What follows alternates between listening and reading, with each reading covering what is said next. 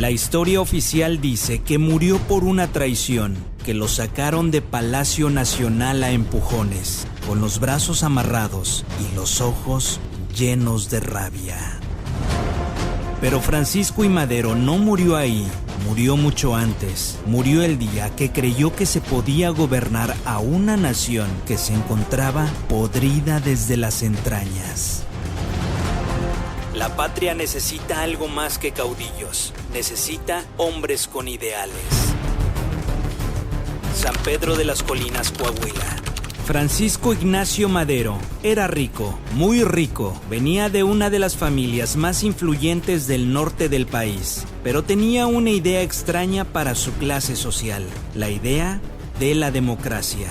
Madero leía a los teósofos. La teosofía es un sistema filosófico y religioso que busca la sabiduría divina y la unión con lo trascendente a través de la experiencia mística y la contemplación.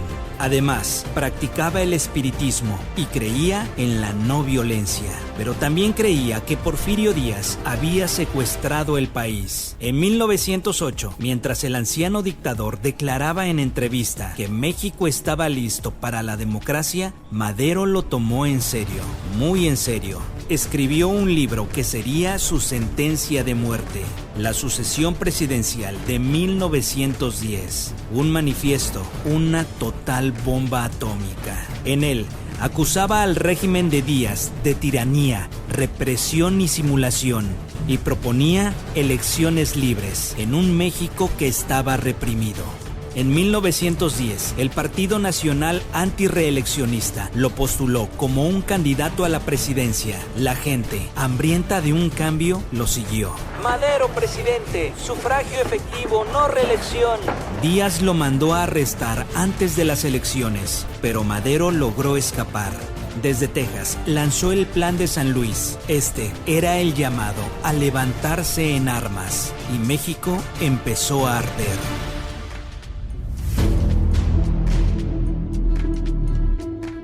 Zapata en el sur, Villa en el norte, Emiliano y Pancho, los hombres que después serían leyenda, tomaron las armas al grito de ¡Viva Madero! En mayo de 1911, Porfirio Díaz renunció, subió a un tren hacia el exilio. Madero había vencido. Pero gobernar no era lo mismo que revolucionar.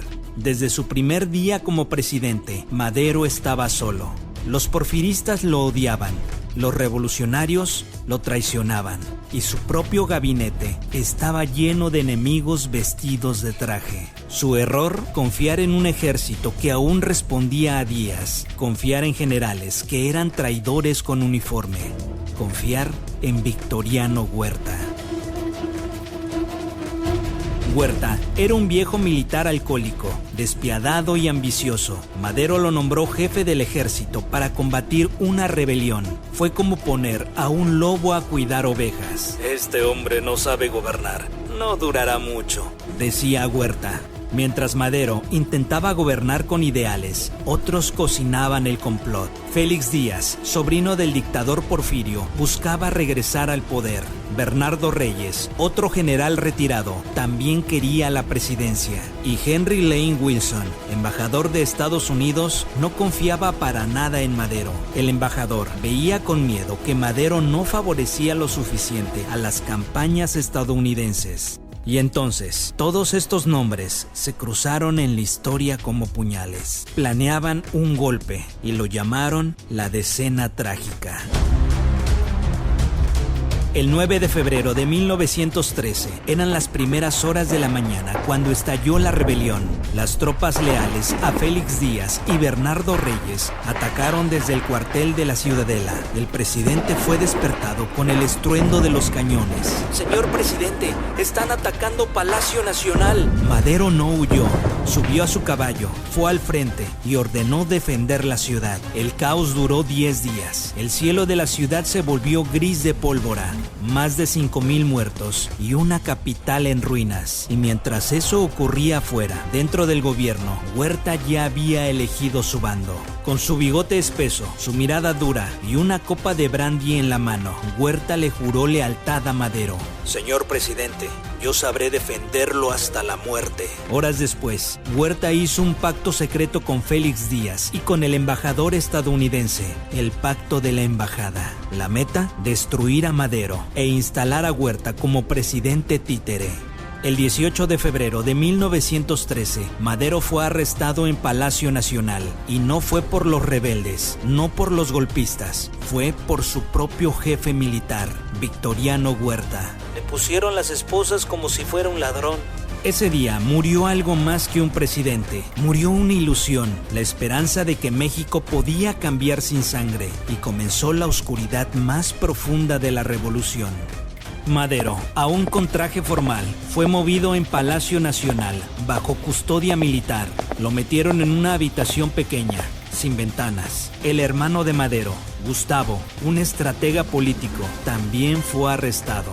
En esas primeras horas, el presidente todavía pensaba que todo podía solucionarse. Esto es un malentendido. Confío en Huerta. Él sabrá defender la Constitución. Pero afuera, la ciudad ya sabía lo que él se negaba a aceptar. Lo habían vendido, y lo que vendría era la muerte.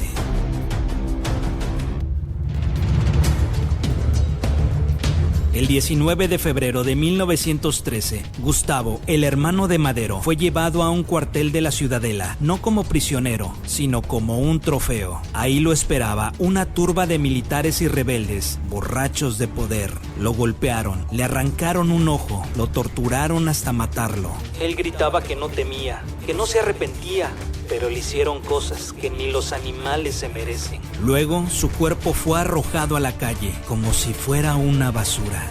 Durante esos días, Madero permaneció encerrado en una habitación de Palacio Nacional, sin contacto con el exterior. Dormía en el piso, apenas comía, sabía que algo andaba mal, pero aún conservaba la fe. No sabía que su hermano ya había sido asesinado, no sabía que Huerta ya era presidente, y no sabía que se estaba firmando su sentencia de muerte con cada día que pasaba vivo.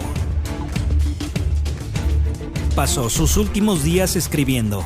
Aún creía que Estados Unidos intervendría a su favor, que la ley lo salvaría. Pero Henry Lane Wilson, el embajador norteamericano, estaba más preocupado por los negocios que por la vida de Madero. El Congreso había sido sometido por la fuerza. Huerta había sido nombrado presidente interino. México necesita orden. Y el orden lo daré yo. Estados Unidos no dijo nada. Los porfiristas celebraban y los revolucionarios callaban. Pero Huerta sabía que tener a Madero vivo era un problema. Podría convertirse en mártir, en símbolo de resistencia. Entonces decidió cortarlo de raíz. La orden fue directa. El general Francisco Mondragón y el coronel Manuel Mondragón, junto al comandante Francisco Cárdenas, fueron los encargados. La excusa era absurda. Lo llevaremos al Palacio de Lecumberri por medidas de seguridad.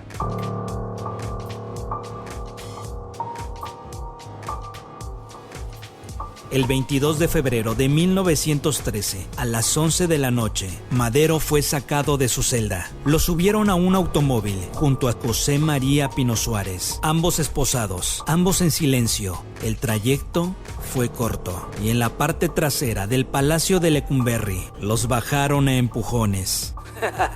Aquí se acaba tu revolución, Madero. Sin juicio, sin testigos y sin defensa. Le dispararon por la espalda.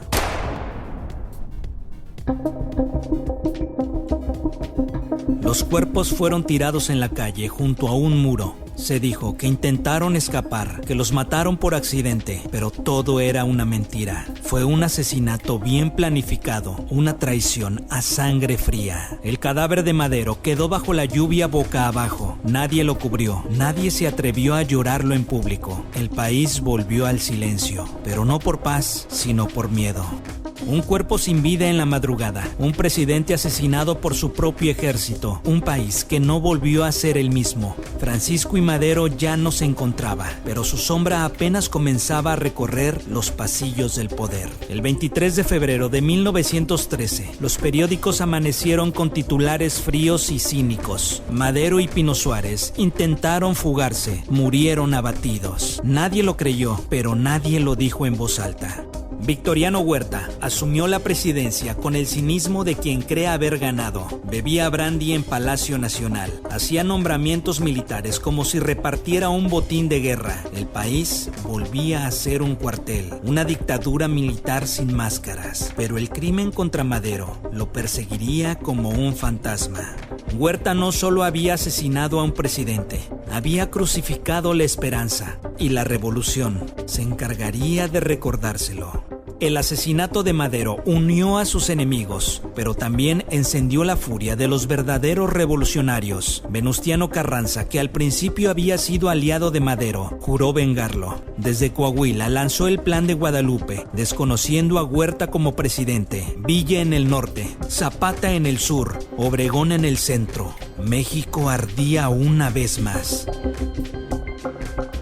En julio de 1914, Victoriano Huerta fue obligado a renunciar, no por los gringos, no por la presión diplomática, fue por la revolución que él mismo había desatado con su traición.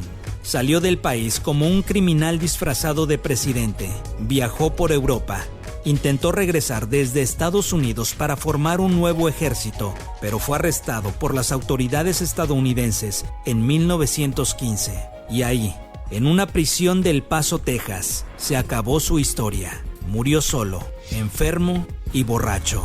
Francisco I. Madero no tuvo tumbas decoradas ni estatuas gloriosas al principio. Durante años fue un hombre que se pronunciaba con miedo, pero con el tiempo, la historia puso las cosas en su lugar.